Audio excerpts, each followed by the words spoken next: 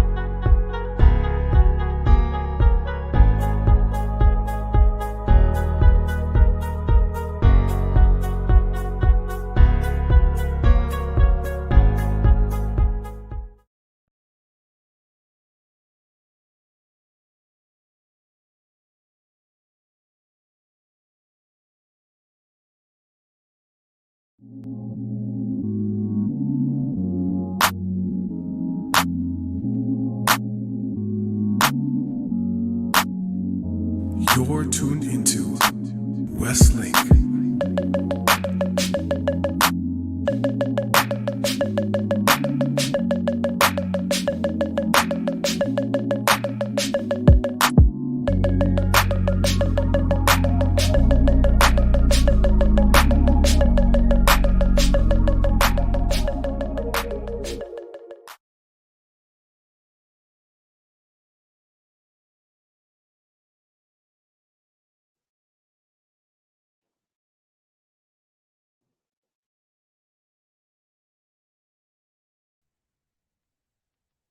Hello and good afternoon, everyone. Welcome to WestLink, where we connect to talk about relevant topics.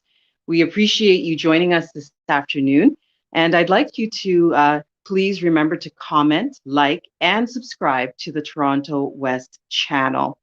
I'm your host today, Janice Anderson, and I'm coming to you from Ottawa, Ontario. And today I am so pleased to be with a panel of phenomenal women to recognize March 8th, International Women's Day, which is a global day of recognition and celebration of the social, economic, cultural, and political achievements of women and girls. And also, it's a day to raise awareness of the work left to be done towards achieving true gender equality. The 2021 theme for Canada is Feminist Recovery, which seeks to bring awareness to the ways that the pandemic has specifically and disproportionately impacted women and girls because they were mostly marginalized, vulnerable, or struggling. It is a pleasure today that our program is focusing on the strong Black woman. And truthfully, during this time of the pandemic, strength has been the word to guide and guard us. Undoubtedly, this theme has been discussed amongst many Black women everywhere, irrespective of age, including from their corporate offices, school hallways, and to their casual sisterhood potlucks at tea times in their kitchen, at their kitchen tables. Today, I am so pleased to introduce to us the panel. Shalimar Clouden, who is a certified family mediator skilled in fair and effective resolutions in order to overcome life's challenging obstacles. And she is also the founder of the community healing market space called Still Rising, a platform centering on the needs and professional aid for Black women. Welcome, Shalimar Clouden. Thank you. Thanks for having me. Hi. Next, I'd like to welcome Joan Ashong, multi-award winning singer, songwriter, UK recording artist, Mrs. UK World Pageant motivational speaker, model, actress, scriptwriter, executive producer, TV presenter of a Caribbean VIP chat show. My goodness, did I forget anything? Welcome, Hi. Joan Ashong. Thank you for having me. And I have to say, Thank you. absolutely fabulous. Wow. Beautiful. Thank you very much. Yeah, it's a pleasure also now to welcome Shakura Saida.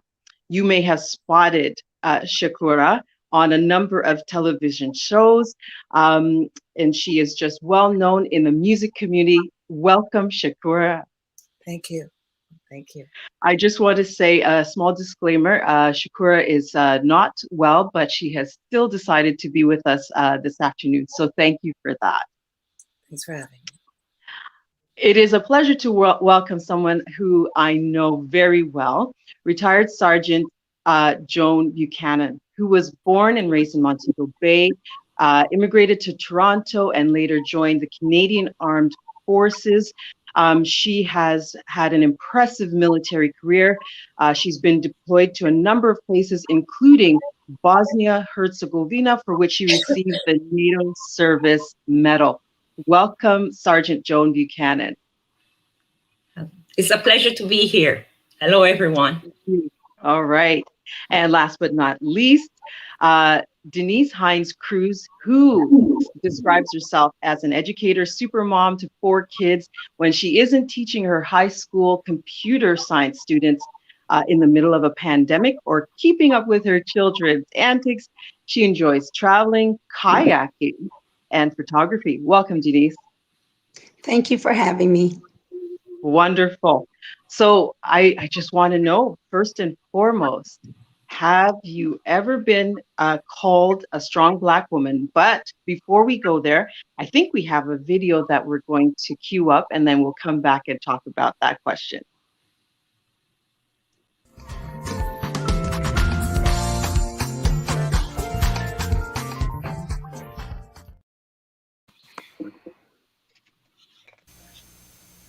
From what I have seen, the world's definition of what it means to be a strong woman consists of selfish ambitions, rebellion, satisfy self, gratify, get wealth, be on the same par as men, you're Miss Independent and don't need a man to defend it. Somehow, somewhere, power became confused with strength. It just seems like many of the women trying to be strong live as though they have something to prove, and they fail to realize that real strength can't be gained by your own actions or accomplishments. Strength is a gift, and I learned this a long time ago. If I scan the earliest parts of my timeline, recall some of the memories I've concealed in my mind, one of the first I can remember, I will be honest and say I'd truly rather forget. I was young, understanding not yet fully formed, but I find I can see it just as clearly now as I did then. My mother, laying in her bed, body practically paralyzed from pain, barely able to walk around a room without being propped up on someone or some crutch. This was the memory of a child. But please know that I am not sharing this for your pity. I am not petitioning for sympathy, because truth is, my mother, despite her moments of frailty that I can recollect throughout my lifetime, is probably the strongest woman I have ever or will ever know. Force to be reckoned with, she is a heavyweight champion, a prize fighter, woman with fire in her bloodstream and fervent passion behind often tired eyes. I have marveled at her resolve, How through so many changes and stages she adapts and evolves, and if you truly knew her whole story, you would stand in wonder too. But I have discovered her not-so-hidden secret. Why even in her sometimes physical weakness, she remains resilient. For every memory I have of her pain, there is another of her prayer.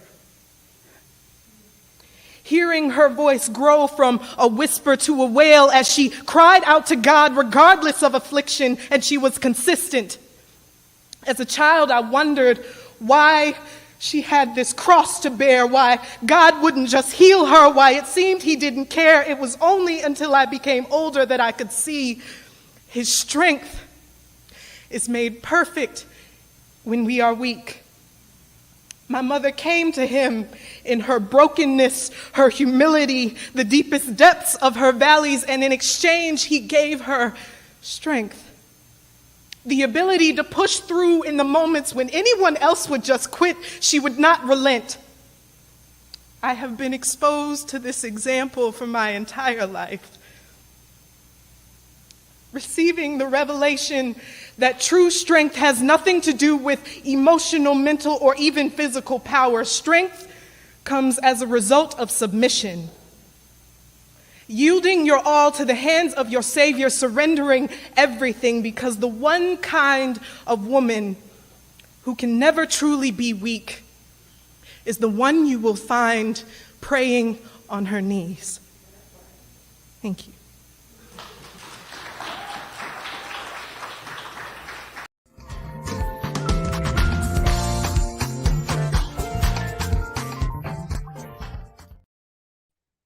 Hi, everyone. Welcome back to our International Women's Day program, Strong Black Women. Don't forget to like, comment, or share in the box below. You can't see it, but I trust it's there.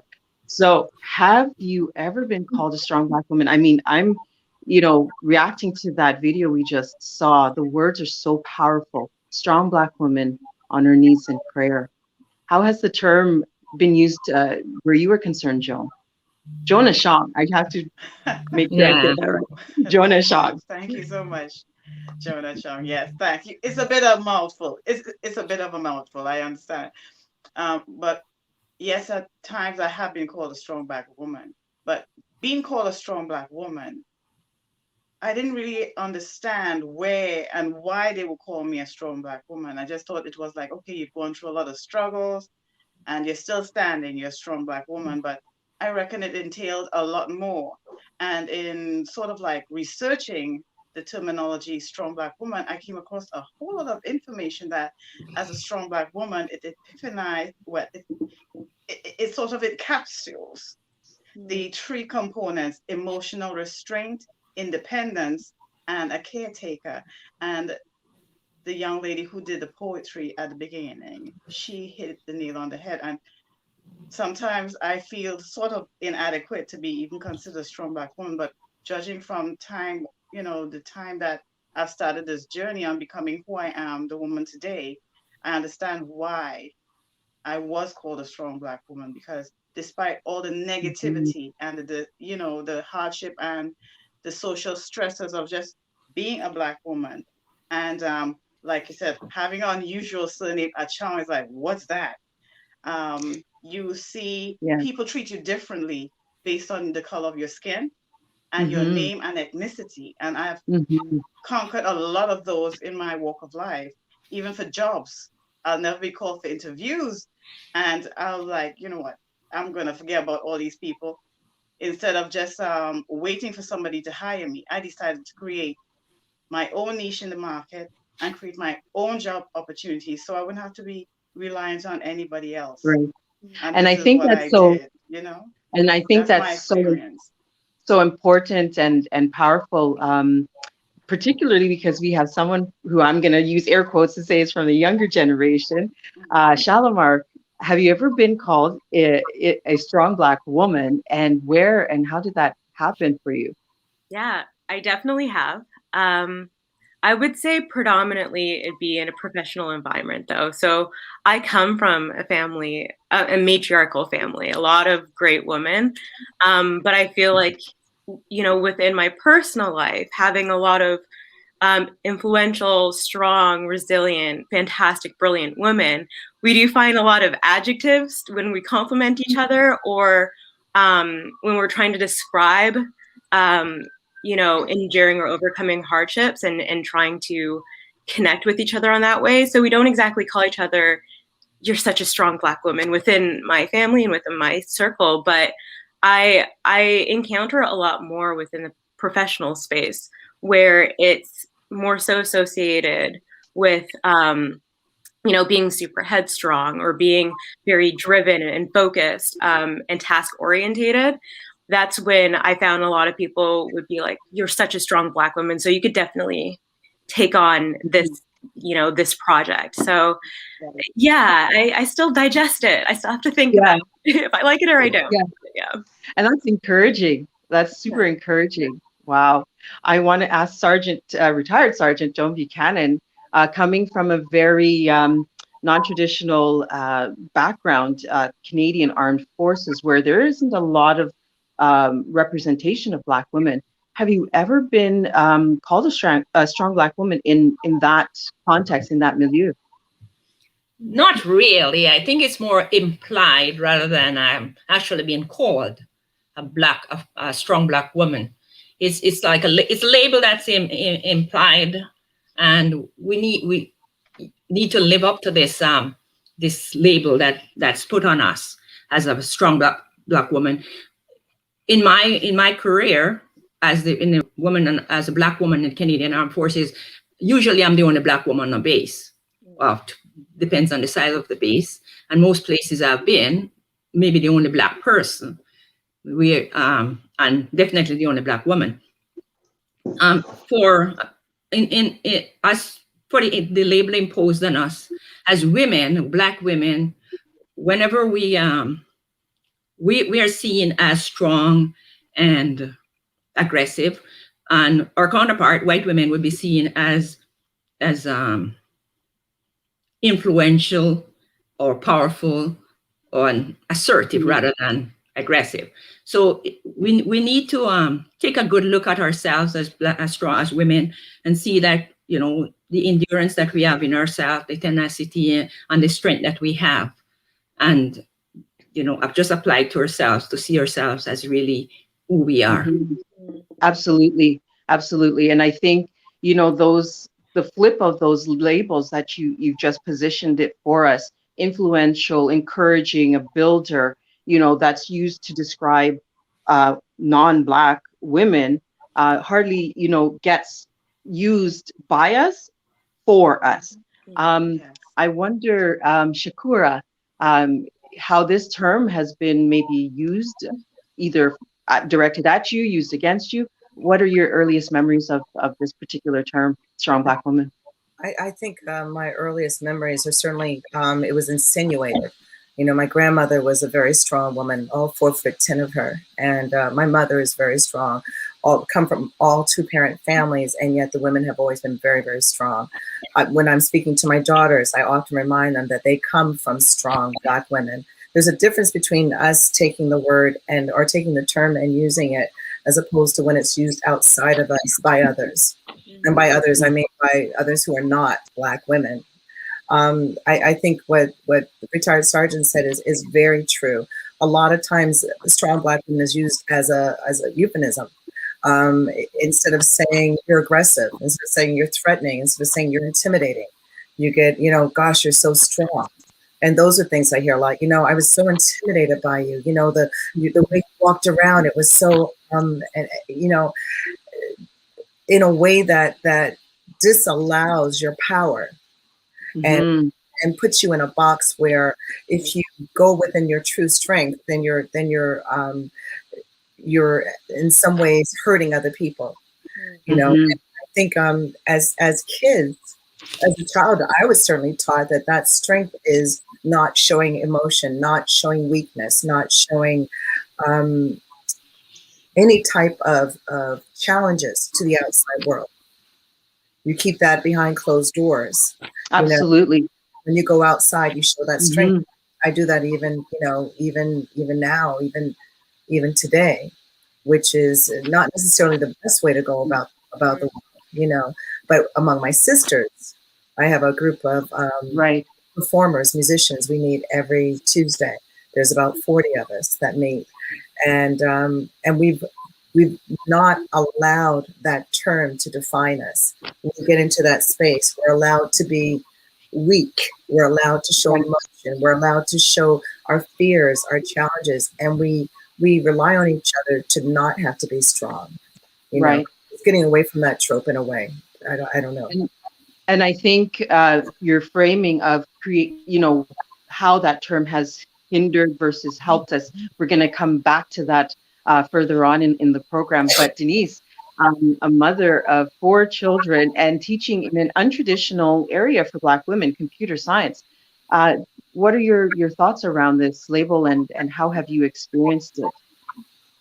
Well, doing computer science, getting a computer science degree, definitely the only Black female graduating, myself and my roommate. This is where we came from, just looking at where we were. Everyone looked at us as we didn't belong in the room. How are you getting those grades? How are you passing? That's really where it rang through for me that, wait a second, I belong here. I made it to the planet. Okay, that was the most strength you could possibly have, making it to the planet. So if I can make it to the planet, then I definitely belong here, Black, blue, indifferent. And so Right. that's how I have kind of moved through my life, as I do belong here. And I don't look at that strength. I look at it as a passion. If I'm passionate for singing, I'm going to go all out, whether I'm whatever, right? So then why are we not going all out for anything and making what people look at us in terms of a perspective our issue? That's really not my issue, your perspective of me. And so I tend not to look at it that way. When people say, wow, you're so strong, or you're a strong Black female, you're in an untraditional spot. Absolutely. I don't look at it that way. I look at it as, no, I made it to the planet. That is the first spot. Yeah. And my grandmother would always say, you don't get more than you can handle. And so I believe that. So whatever is coming my way, I got this. Right. Yeah, I hear that. And I think, the juxtaposition between doing what we need to do, what maybe comes naturally, versus trying to impress somebody is a really important piece to remember. And I think for my own self, thinking about how the term has been applied, it sort of varies by context. But I recall I needed to do something with my car, get the tires changed, the oil, and I was just going with it. I needed to do this, and a friend said, "My God, you're strong," and I thought, I just need to put the tires in the car and get the oil change done. But the juxtapositioning was around being located in a male space, doing something that men only do or should be doing, right? I'm wondering though how that term changes with age. In their 20s, 30s, 40s, as seniors. Maybe I'll start with you, Denise.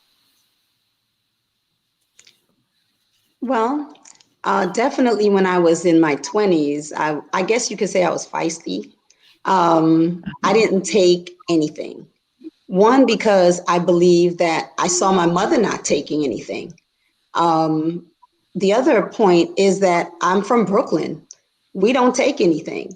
So I think my environment had a lot to do with that strength.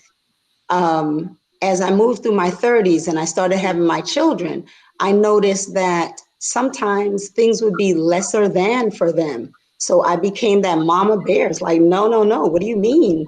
My child cannot. Nope, my child sure can.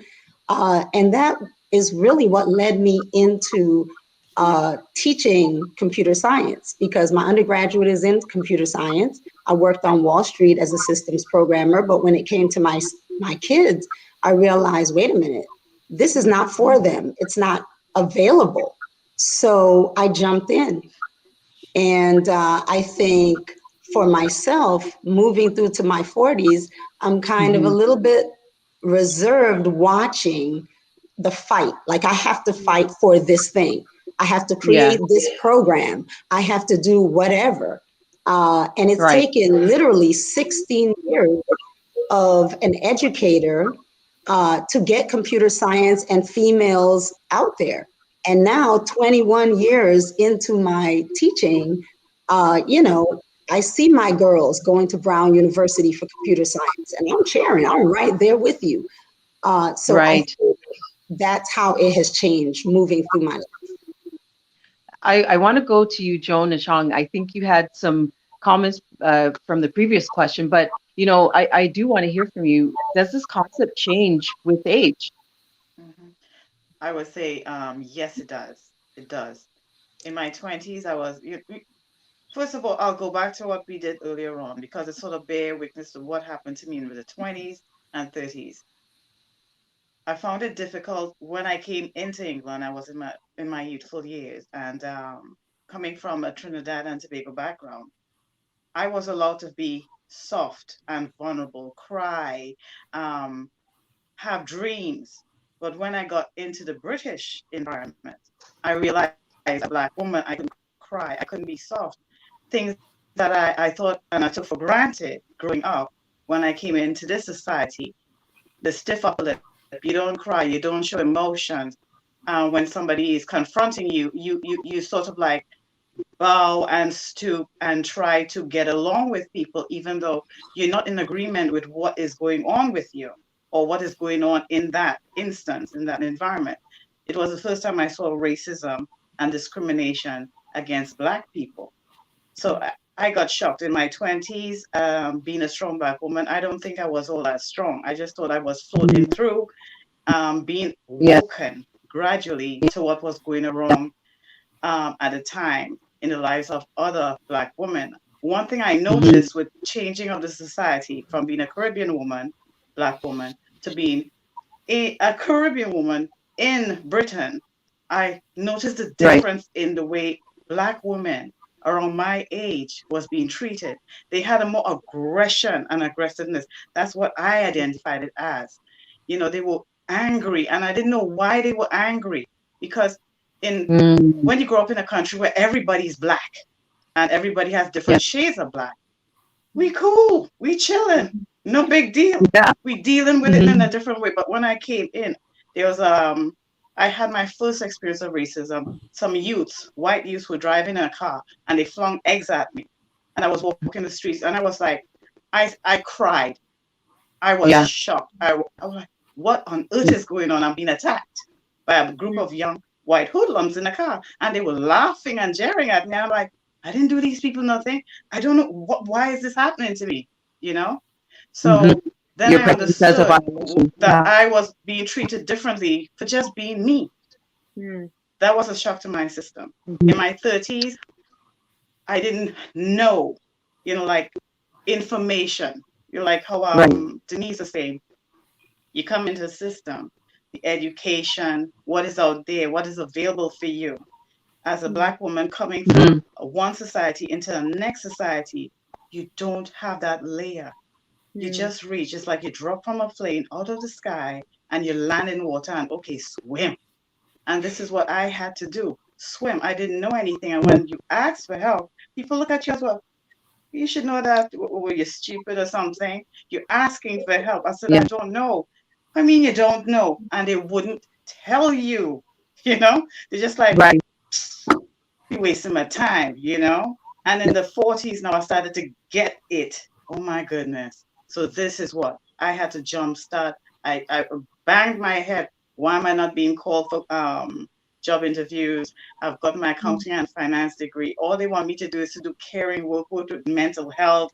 The Mhm. jobs and the qualifications I had, I was not getting the jobs. And I was always working in a job that was way under my qualification level.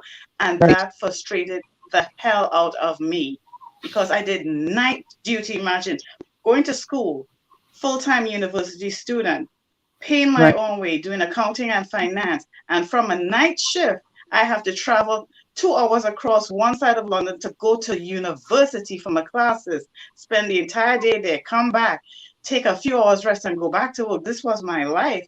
And after all of that hardship and that sacrifice I made, and then end up with student loans at the end of it. They're no joke. I can't even get a job facing this is what I experienced in my 30s and 40s. I'm like, looking, why can't I be called in? Nobody's calling me in.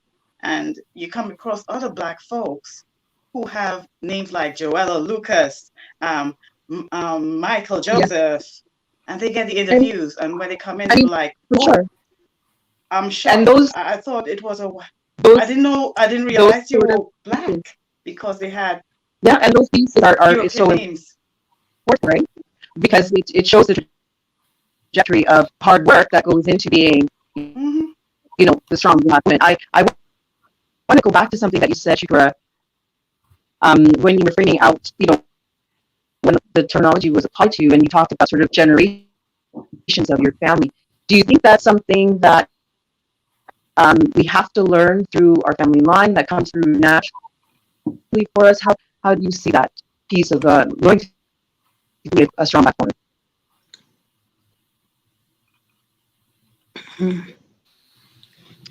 In terms of having strength, whether it comes from generational, I think it comes generationally. It comes, but I think it also comes. We talk about age, but I think it's really more about experience. The experience that I had at 20 allowed me to be as strong as I knew, according to the experience that I had and those people that were around me.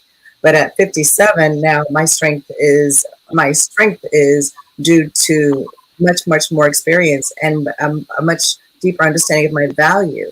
That value has really been taught to me by my mother, by my father, by my grandmother, of not, I was in Switzerland from the time I was 9 until I was 12 and a half. I was the only Black kid there. I grew up in Brooklyn first. Came to Toronto. I was the only non-Caribbean kid. I was always the outsider. So for me, being strong meant standing within my truth without trying to be like everybody else. And I wasn't very good at it until I got to about 48 and I realized that I was actually good enough. So I think what I learned generationally took me a long time to learn because my circumstances were different, which is what our kids are going through now. What brings strength, what teaches us strength is different according to our environment. But I had a menopausal moment there. There was this thing of learning strength at 20 is different from knowing strength at 50 and at 60. Because there's something that happens to a woman when you hit that 45 to 51 sweet spot, I call it, you stop caring. And that is you stop caring about, look, I have this thing, I walk into a store and if the man isn't quick enough, I just say, I'm having a hot flash. And I wait. Because if he's married, he will do what I say as quickly as I need him to do it. Because he understands what a menopause is all about. And this thing that happens with us is that we stop being concerned about how the world views us. Right. And we start listening to our spirit and honoring our spirit and honoring that strength of spirit by demanding what we're worth. And that, yes, my grandmother had that, my great-grandmother had that, all my aunts had that, my mother had that. And I used to have it by implication. In other words, it's sort of like when I started out on stage, I was very nervous. I was very shy.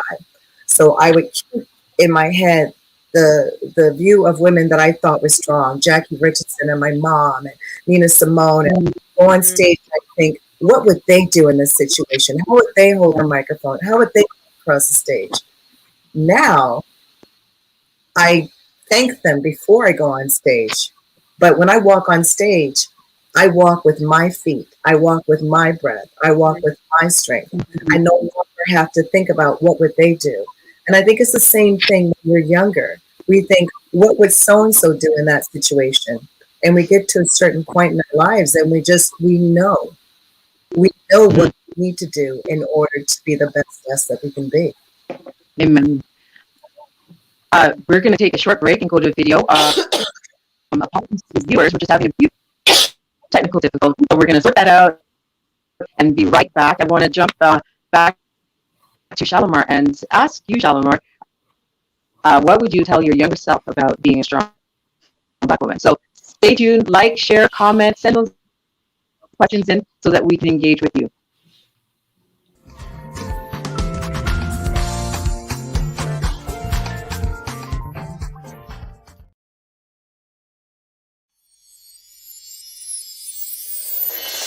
Though tests and trials come my way, though darkness tries to surround me, I will not fear. Though I am pressed on every side, under his wings I will abide. I will not fear.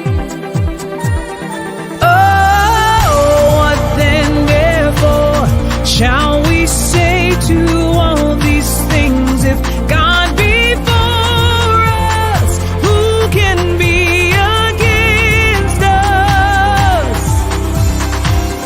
What then therefore shall we say to all these things, if God be for us, who can be against us?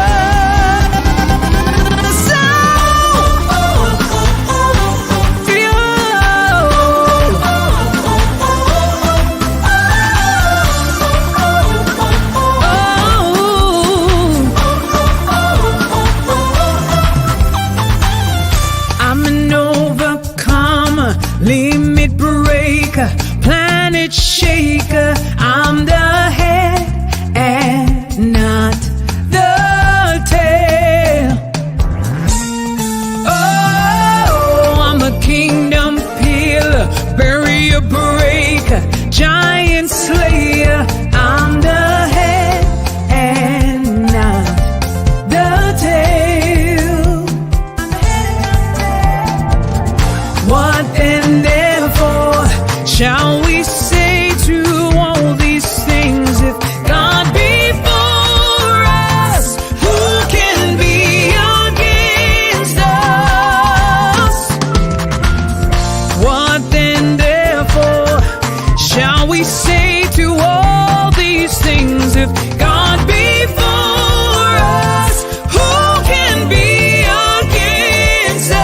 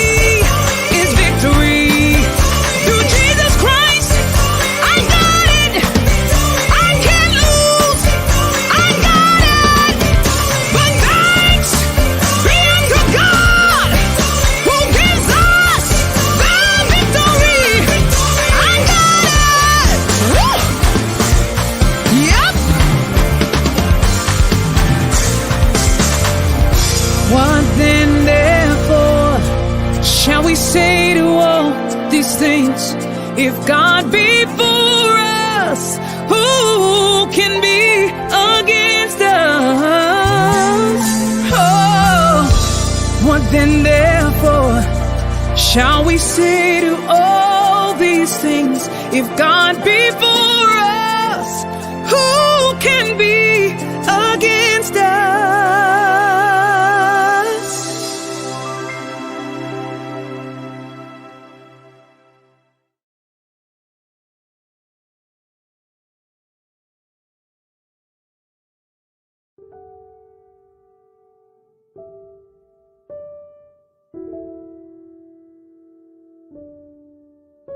Isaiah 40:31. She is strong. Psalm 46:5. God is in the midst of her, she shall not be moved, God will help her when morning dawns. Proverbs 11:16. A kind-hearted woman gains honor, but ruthless men gain only wealth. Proverbs 31:10. She is worth far more than rubies. Proverbs 14:1. The wisest of women builds her house, but folly with her own hands tears it down. 2 Samuel 13:28. She is valiant. Psalm 46:5. God is within her, she will not fall. Proverbs 31:25. She is clothed with strength and dignity, and she laughs without fear of the future. Psalm 28:7. The Lord is my strength and my shield. 1 Timothy 2:13. For it was Adam who was first created, and then Eve. Proverbs 31:25. She is fearless. 1 Timothy 2:11. Let the woman learn in silence with all subjection. Proverbs 31:26. She openeth her mouth with wisdom, and in her tongue is the law of kindness. Proverbs 21:19. It is better to live in a desert land than with a quarrelsome and fretful woman. Proverbs 14:1. The wise woman builds her house, but with her own hands the foolish one tears her down. Psalm 46:5. She is enough. Proverbs 31:30. Charm is deceptive and beauty is fleeting, but a woman who fears the Lord is to be praised. Psalm 28:7. The Lord is my strength, and my shield, in him my heart trusts. 1 Corinthians 1:9. She holds on to hope, for he is forever faithful. Luke 1:45. Blessed is she who believed that the Lord would fulfill his promises to her.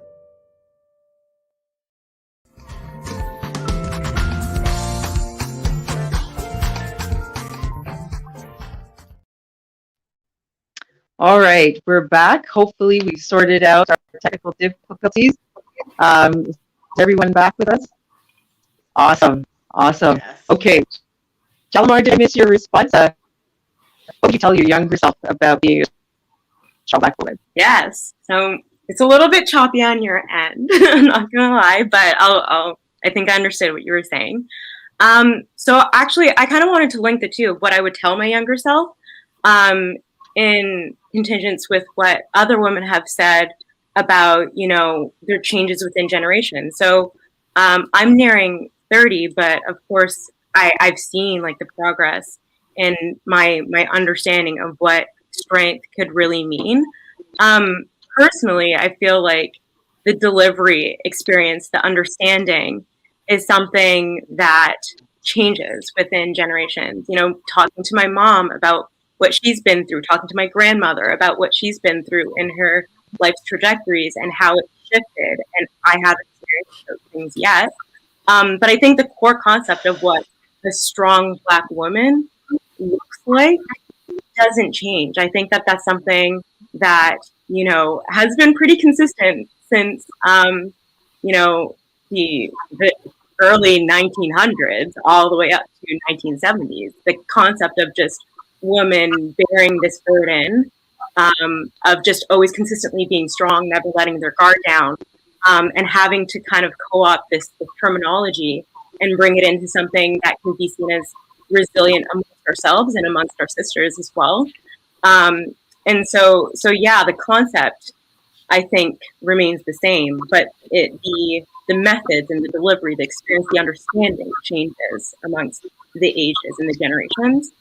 So I think if I were to, you know, reflect on the younger version of myself 10 years ago in my early 20s, even as like a teenager, I would definitely say to myself, you know, give yourself grace. You don't really have to overperform for other people. You don't have to outshine all of the time, because remaining vigilant, remaining, you know, on task all the time is stressful for anybody, right? And I was able to internalize that in a very like toxic almost way in my mid and later 20s, where I never really asked for help. I never really took a breath to really, you know, de-stress myself and smell the roses. And I think if I were to be able to, you know, go back in a time machine and go back to, you know, the 21-year-old me, I'd say, you know, life shouldn't be that stressful right now. You don't kind of have to save the world and everything within it. Ask for help. Take time for yourself. So, yeah. Absolutely.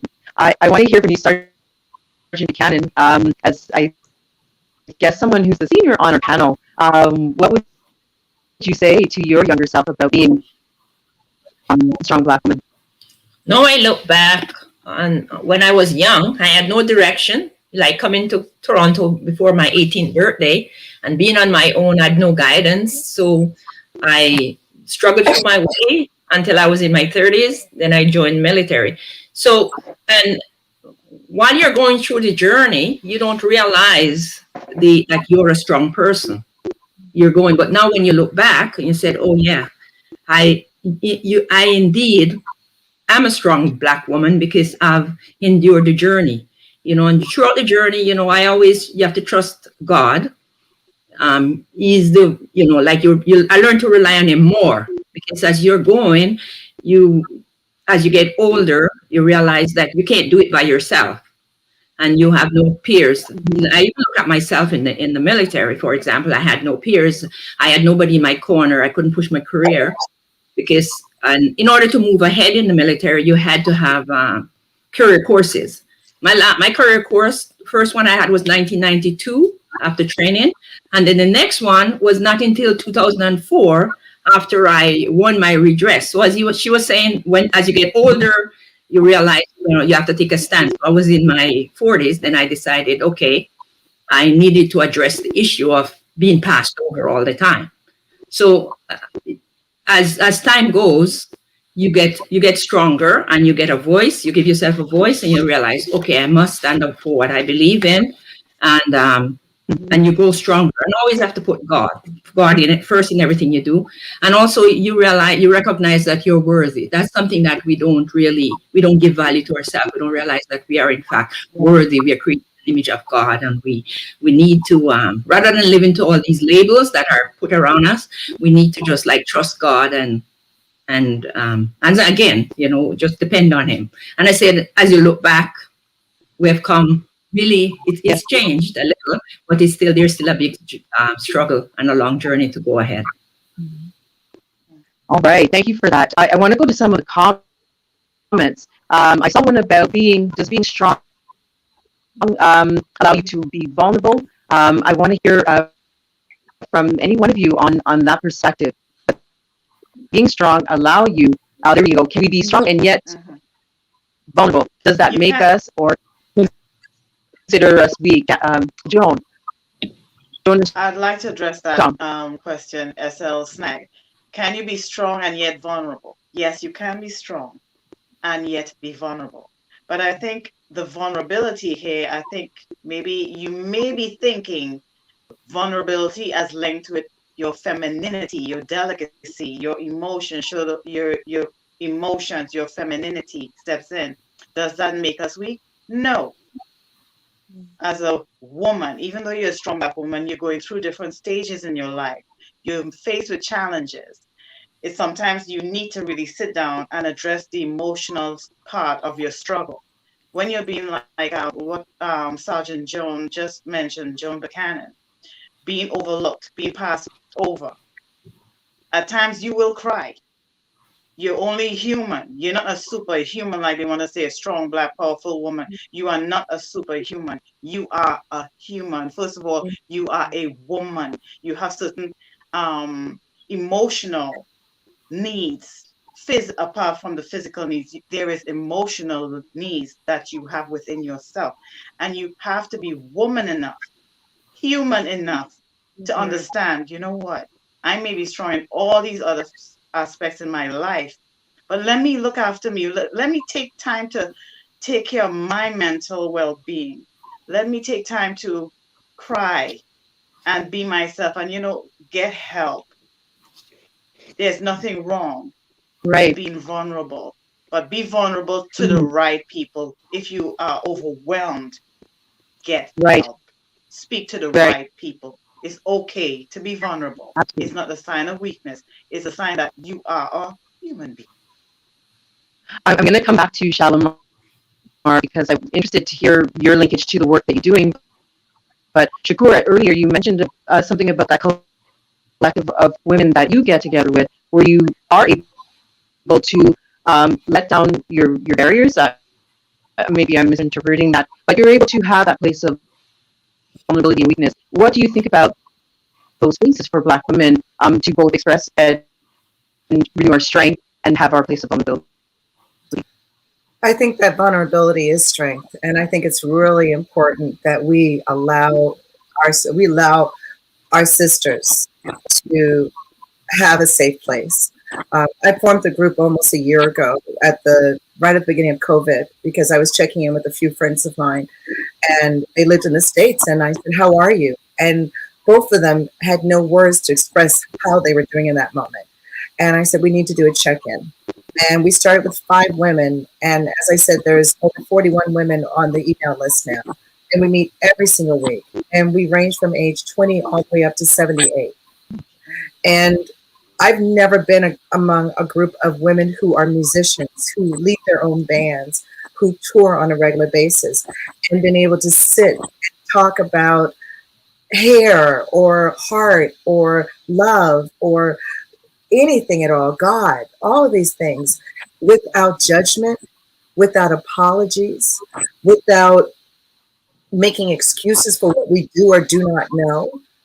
We need that as women. I think, there's this thing. If you look at the scientific facts now, they're now not scientific facts, but they're now finding out, or they're now admitting that Black women and men have less chances of getting good health care in the health system. When I, as a Black woman, go into the healthcare and I say something's wrong with me, for example, when I went in 4 weeks ago and said there's something wrong with me, they brushed me off and sent me away. I went back a week later. I said there's something wrong with me. They listened to my chest and they said you're fine and sent me away. There were nights over the past couple of weeks when I thought I was going to die.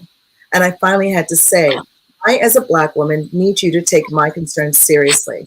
And I had to throw the Black in there so that they would know that I was aware of it. We need places that we can be vulnerable so that we can find the strength to keep on fighting for ourselves, for our families, for our work. If we don't have those places, then we feel too often like we're fighting on our own, like we're fighting by ourselves. Absolutely.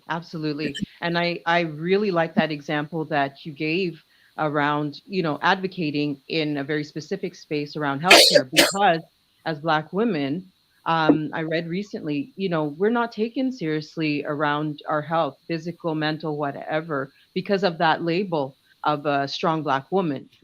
Oh, they can manage, they work until they die. We could just give them Tylenol or maybe Advil, and they'll live forever. This is how they're celebrated. I'll let you finish up, Shakura, but I want to jump over to Denise to hear her thoughts too. I do agree with Shakira. I really believe that we do need to create these spaces for ourselves. If we don't create these spaces for ourselves, no one else will. So we do need to get together. And sometimes people don't want to be vulnerable because they feel someone is going to go and tell somebody else. Well, the moment the thought comes out of your mouth, you're vulnerable. Okay, so it doesn't matter if you're saying something positive or you're saying something not so positive, you're still vulnerable in the moment once it comes out there because someone can judge it.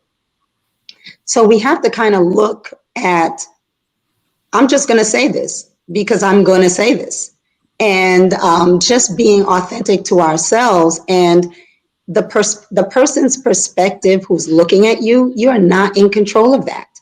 So people can move your thoughts anyway, even though you didn't mean it in a certain way, but someone is receiving it.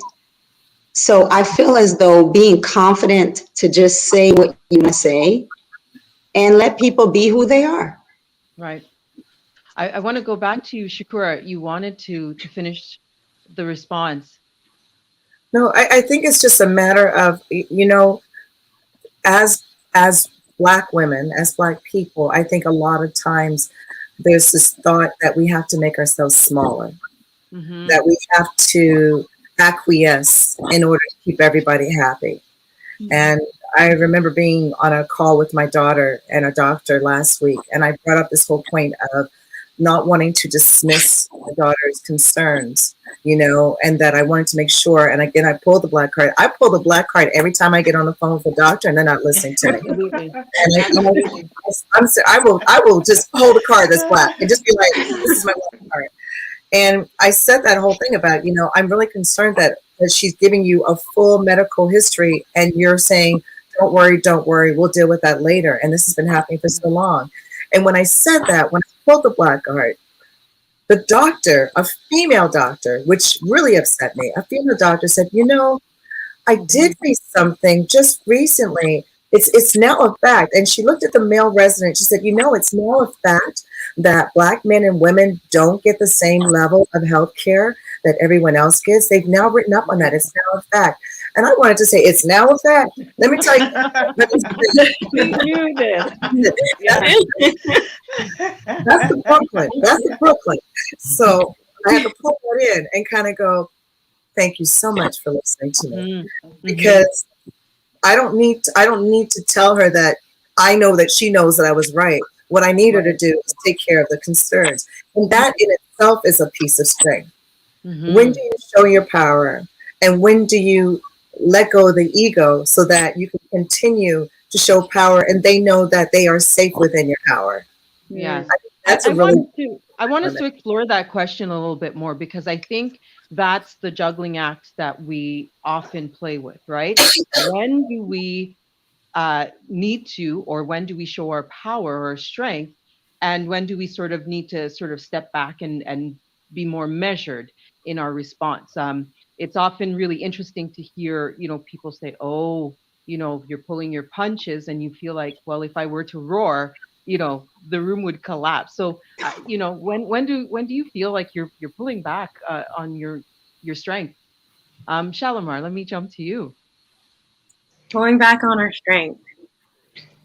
I do believe in being outspoken in any measure. So if I understand your question correctly, when is it appropriate to kind of be more assertive, and when is it appropriate to pull back? I feel like once you know how to kind of equip your language or your delivery, I think at all times it's appropriate to speak up for yourself. It's at all times appropriate to advocate on behalf of yourself, or if you have somebody who could advocate on behalf of you, it's appropriate then too. I think there's never a time when you shouldn't be able to advocate for yourself, only because of what we're talking about now. And Shakur said it beautifully. We are being, underrepresented in a lot of areas, specifically in the healthcare system. Our voices aren't being heard. We're being ignored. So I do believe that when it comes to advocacy for ourselves, we do have to be a lot more assertive in what we want and how we want it. If that's, debriefing ourselves on how to even pull out the law and be like, these are my rights. You're unable to speak to me like this. If it's a matter of, referring that problematic person to a manager or something else, and that's honestly what we should and need to be doing more often, instead of sitting and allowing anti-Black racism basically to indulge us in the system. Right. I'm glad that you brought up this moment, social justice movement around anti-Black racism and Black Lives Matters. Where do you see the strength of Black women either being articulated or being needed to move this agenda forward now? Understanding our history within, social justice movements. Denise, what do you think about that? I feel that we, as women, that we have that platform already as being mothers, because in the Black community, people care about their mothers or their grandmothers, and if we are vocal in that point, I think that our community will listen. So we do need more women coming up and speaking, and we will have a community moving forward, just because we do value our mothers and our grandmothers. Wonderful. Sergeant Buchanan, what about you? How do you see our strength and our voices being amplified in this moment of Black Lives Matter? For Black Lives Matter, it's a new label, it's a new term added to the fight that we've been going on forever. When I was younger, we were fighting for equality, for women's right. Now, at that time, I wasn't so focused on Black women's right. We were focused on women's right, but the Black women got left behind. So that now, it's a platform. It's a light that's being shone on the issue, the same issue we have had for years, right? So now we have to now we just have to focus. For what I was saying is, it shone a light on the discrimination, on the issues we had for going on for a long time. And while I was I'll just go back and use my own example. As while I was serving, I joined like the Visible Minority Advisory Group within the National Defense to address racism and to address the systematic discrimination that we encounter. So the issue is still there. It hasn't changed much over the years, because when I look at the issue, what we are protesting against now in 2021 compared to what I was doing in 1971, it's the same issue. So you give it a new name. Black Lives Matters is the same thing as fighting for equality and justice that we still don't have. So we still have to keep advocating for the change. Right. Jonah Shang, your thoughts. How do you see specifically your voice being strong or amplified in this social justice moment that we're having? Well, first of all, I noticed there's a downfall where I decided to do this show called Caribbean VIP. I noticed there was an inequality of how Black people were represented in the United Kingdom. We were shown in negative lights: drug dealers, prostitutes, pimps, broken relationships. And I said, you know what, this narrative that the media was putting forward was weakening and having a negative impact on the young Black lives that were coming up. So the aim of the program basically was to create a platform where we are showing positive imagery of Black Caribbean ethnic groups within the United Kingdom society, to give young people out there who are looking on an example of, you know what, crime, drugs, all the negative things that they're placing Right. on you. That's Mm. not you. And I think as Black women, powerful Black women, we need to show some sort of reverse to what the media, like gangsters does, and they, yeah, big.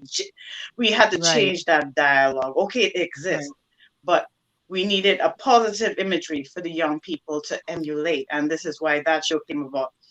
As a Black woman myself, I want young people, we've gone through all our different aspects of discrimination, being looked over, being passed over, being invisible completely.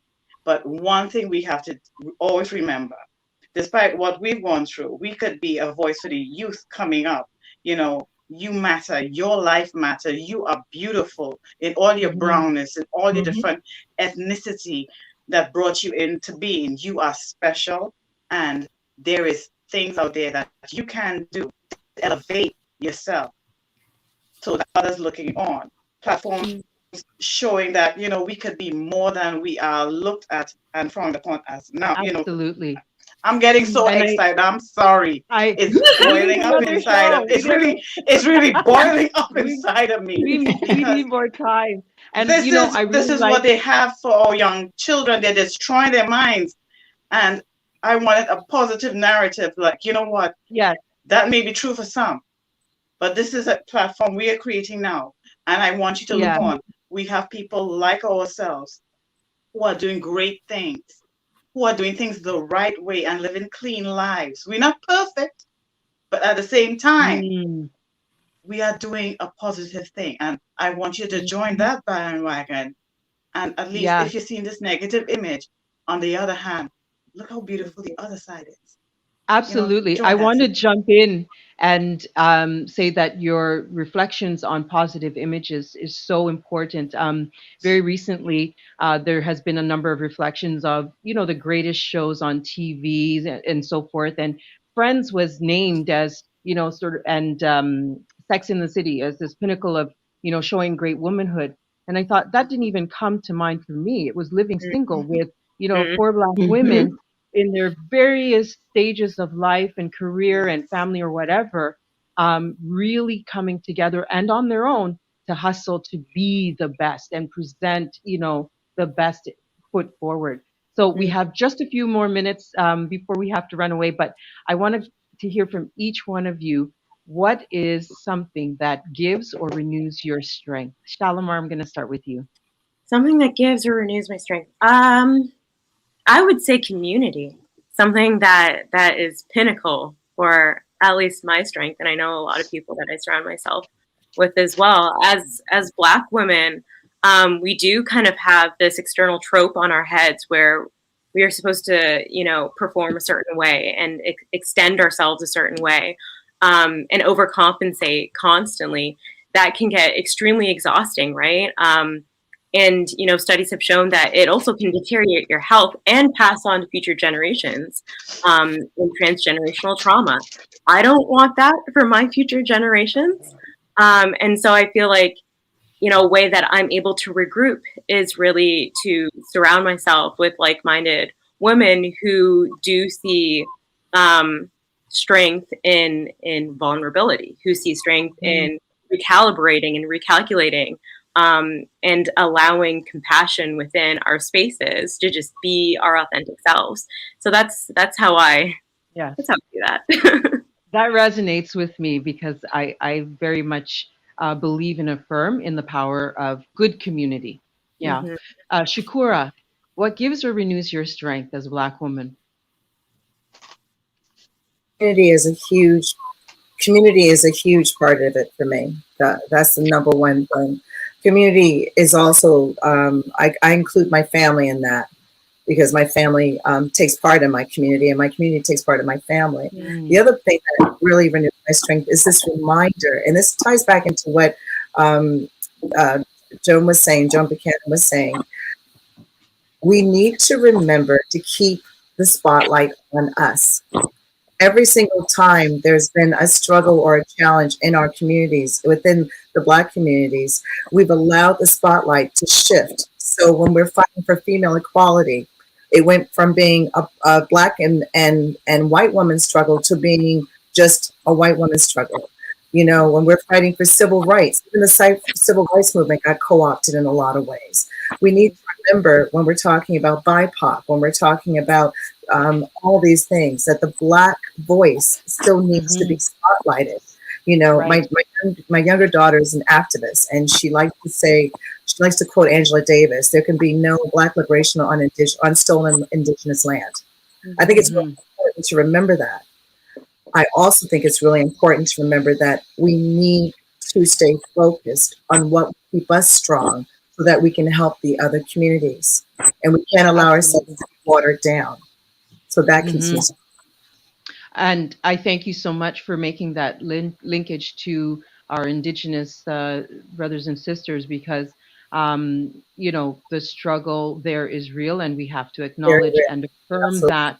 And also, I think there are incredible lessons that can be learned from their struggle for equality, recognition, reconciliation, all of those big pieces. Denise, what keeps or renews your strength? What keeps me and renews my strength is the youth. The youth out there are really passionate if anybody is listening. They're very forward thinking if anybody is looking. I like this saying that I am my ancestors' wildest dreams.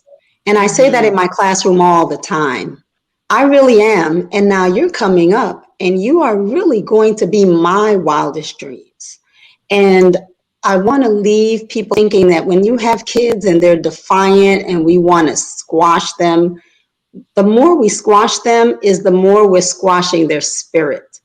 And we have to be mindful of that, that's the strength you want later on, but we as adults may be squashing it.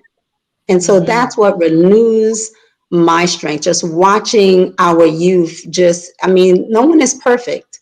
And being human is a superpower.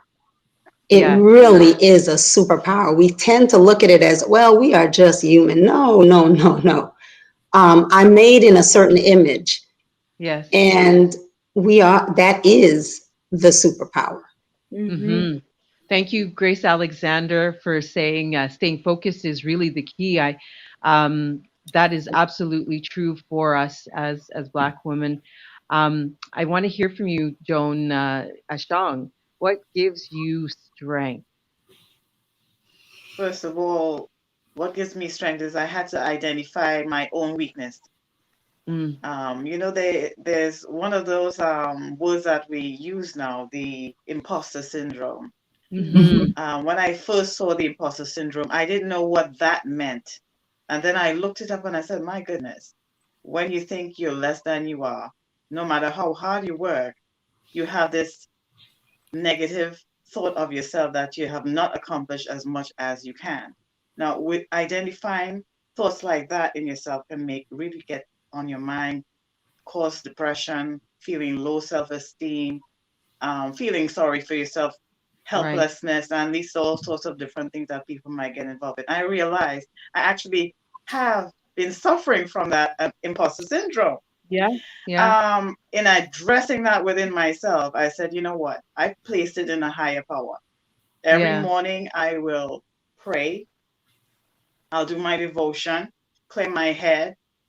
I will talk to people and explain to them, you know, people who I trust, who I know mean good and well for me and want to see me succeed. It's something like, you know, getting yourself a mentor if you are doubting yourself.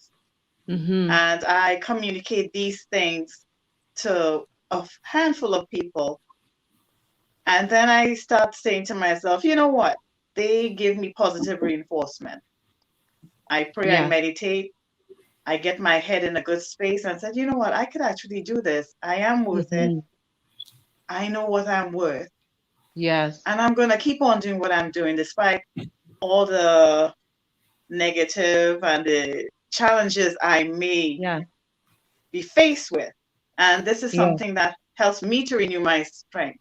Talking to people who are like-minded, having a mentor who will Right. actually sort of like help guide me in the direction and say, well, you know what, Joan, you need to fine tune this, fine tune that. You don't always see all the aspects of yourself. Sometimes you need someone else, a trusted person who can actually help See that. guide you to where you want to be. And this Yes. is what I do. I renew my strength by Yes. prayer devotion, by speaking to people Yes. who are my mentors and, got my back. And it has helped a Yeah. lot. It has helped a lot to center Well, me, Mhm. absolutely, absolutely. And I'm glad that you touched on, the imposter syndrome. While we didn't bring that forward in our language here today, I think it's absolutely implied in what we are talking about. We need more time, but I'm going to leave the last word to you, Sergeant Buchanan. What gives or renews your strength? What renews my strength? Every day is a new day. Every day Okay. God gives me life. Every morning I wake up. I thank Him that I'm awake. I'm on this side. And there's changes, but the changes are under reconstruction. So it's going to take a while. Yeah.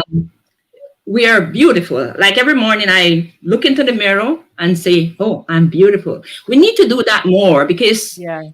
we're taught not to say these things about ourselves, right? We are, as women, we're not supposed to show ourselves that we are beautiful and we're doing these things, but our self-praise is no recognition. But you need to, like make affirmations every day to yourself. So every morning I make these affirmations and give God thanks, put God first. We're also must remember that we are made in the image of God. So God created us, therefore we are beautiful. And as you said, it's very difficult always to trust other people. So we have to learn to trust other women. We need and realize that even if you say something to another person, it's information and it cannot be used to do anything. It's just their information. They may judge you, but it's just whatever they may use the information for. So we need to trust God, and I'll just say we need to persevere. And I'll leave that as my last word. A beautiful way to end. Looking, as Michael Jackson once said, look at the person. Well, he said man in the mirror, but absolutely don't shy away from that every single day, and speak your I am over yourself and make your declaration over yourself. We've had some wonderful comments come in at the last minute. Keep wearing your crowns. You are beautiful and phenomenal queens. Thank you, Janice Snag, all the way from Toronto. Someone mentioned remembering the strength of their mom. I think Shakur, you mentioned that a couple of times in that generational piece, and drawing on that for strength. I certainly do that. There was another one I think that came up. At any rate, this absolutely warrants more conversation and introspection. Remembering our faith in God and staying true in the Word, and being surrounded with positive people. Thank you, Denise. And thank you for being here with us. I think the balance has swayed where there is more positive than negative, where our strength as Black women is concerned. And I personally believe that creating space for dialogue, for reflection, for bearing our truth is absolutely critical to reinforcing who we are as strong Black women. So I want to say thank you to each of our panelists, Shalimar, Shakura, Sergeant Buchanan, Jonah Chong, and Denise Cruz, for being phenomenal, strong, wonderfully minded, fearfully made, strong Black women. God bless you. So this is the end of our program. Don't forget to share, comment, link, and do all of those things that are required to make this a wonderful program to share beyond this space. Special thanks to the tech team, and Abby Marshall, the brains behind this program today. I thank you again for being with us for this wonderful conversation, and I hope that you will carry it off into the spaces where you're located. Thank you. God bless you. Thank you.